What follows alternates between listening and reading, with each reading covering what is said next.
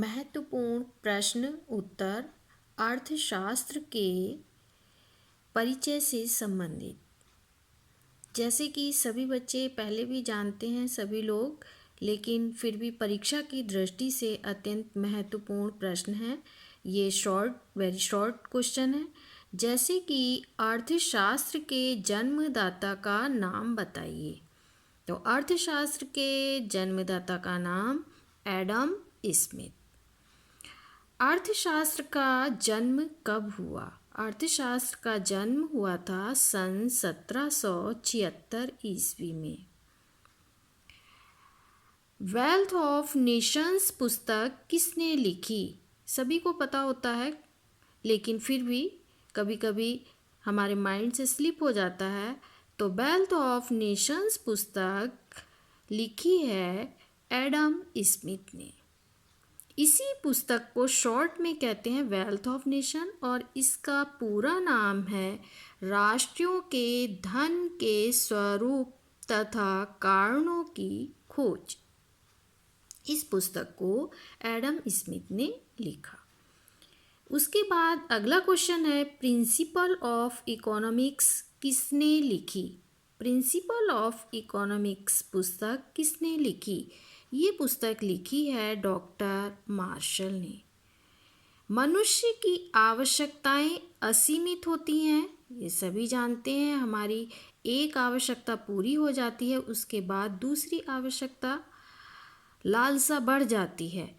तो इसके लिए जबकि हमारे पास साधन कैसे होते हैं? सीमित होते हैं।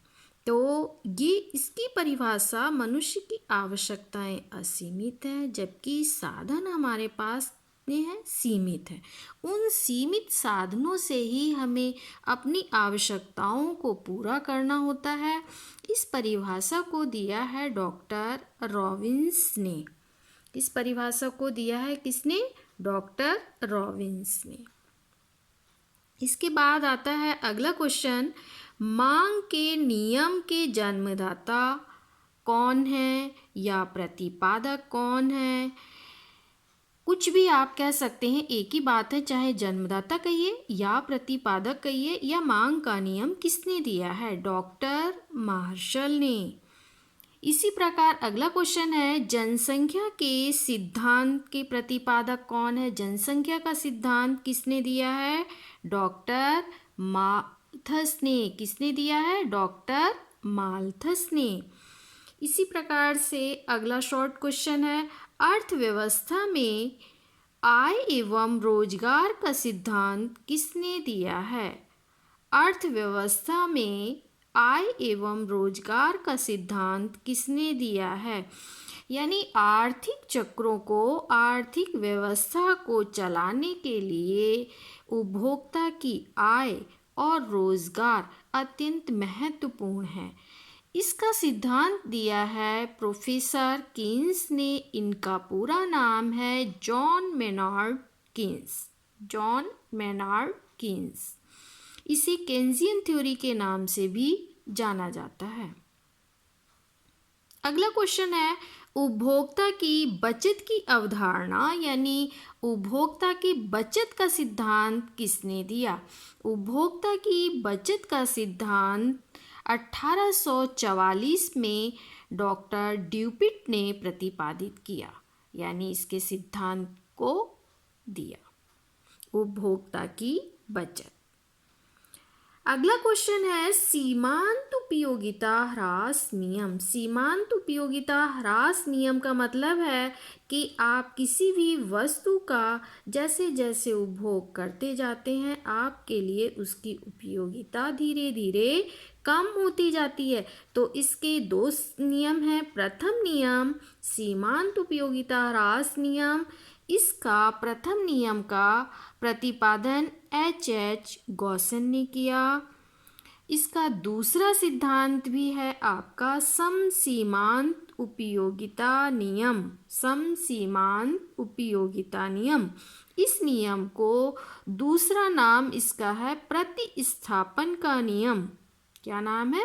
प्रतिस्थापन का नियम, अथवा इसको आनुपातिकता का नियम भी कहा जा सकता है। यानी कि आप इसको समसीमांत उपयोगिता नियम कहें या प्रतिस्थापन का नियम कहें या आनुपातिकता का नियम कहें, एक ही बात है। ये इसका दूसरा नियम है। इसको भी प्रतिपादित किया है H.H. गॉसेन ने। किसने प्रतिपादित किया है? H.H. गॉसेन ने। इसके बाद अगला क्वेश्चन आता है आपका, पूरक वस्तु कौन सी होती हैं? सभी जानते हैं, लेकिन फिर भी पूरक वस्तुएं हमारी कौन सी होती हैं जो हम एक साथ इस्तेमाल करते हैं, यानी कि उसके एक वस्तु के बिना दूसरी वस्तु अधूरी हो जाती है।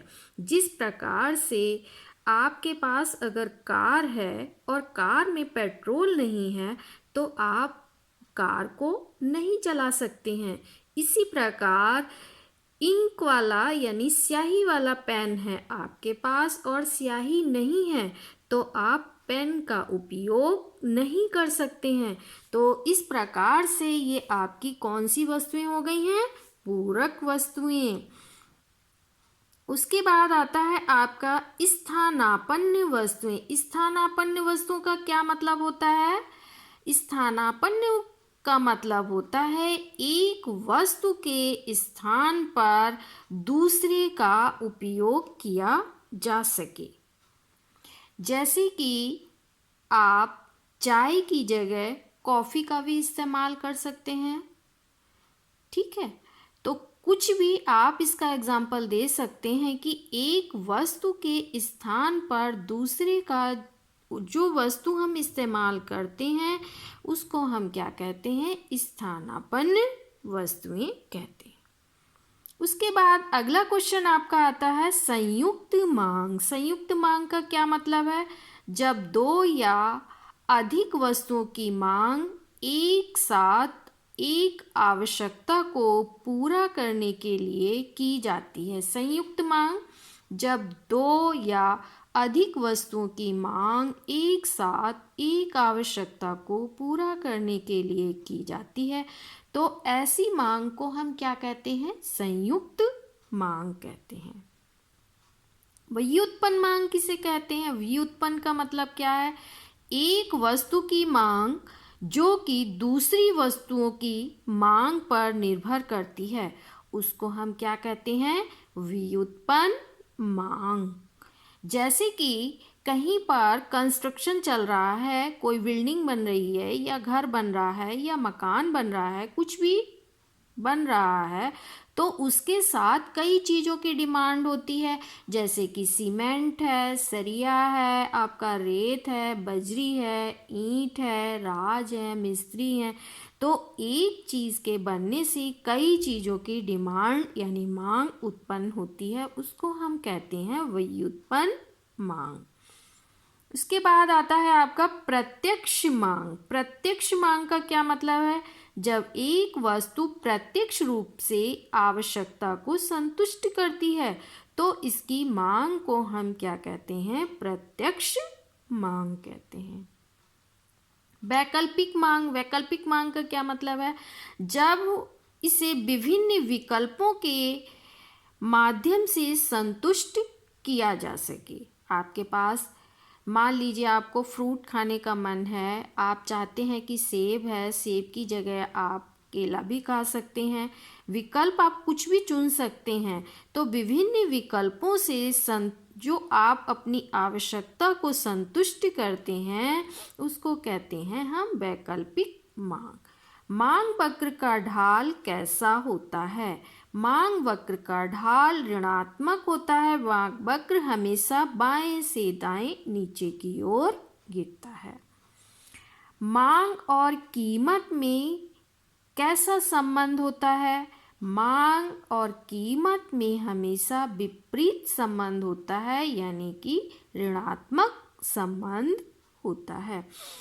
तो अर्थशास्त्र विषय जो है वो आर्थिक क्रियाओं का अध्ययन करता है। आर्थिक क्रियाओं का अध्ययन करने के लिए अर्थव्यवस्था की सभी जितनी भी जानकारी अभी दी गई है, ऐसा लगता है कि ये आपकी परीक्षा की दृष्टि से अत्यंत महत्वपूर्ण है और आप इन सभी अति लघु उत्तरीय यानी शॉर्ट क्वेश्चंस को इसके माध्यम से याद कर सकते हैं, तैयार कर सकते हैं, जो आपको चाहे प्रतियोगी परीक्षाएं हों या आपकी बोर्ड से संबंधित परीक्षाएं हों, सभी के लिए उपयुक्त प्रश्न दिए गए हैं। अगर आपको अच्छा लगता है तो आप इसको लाइक और शेयर करें।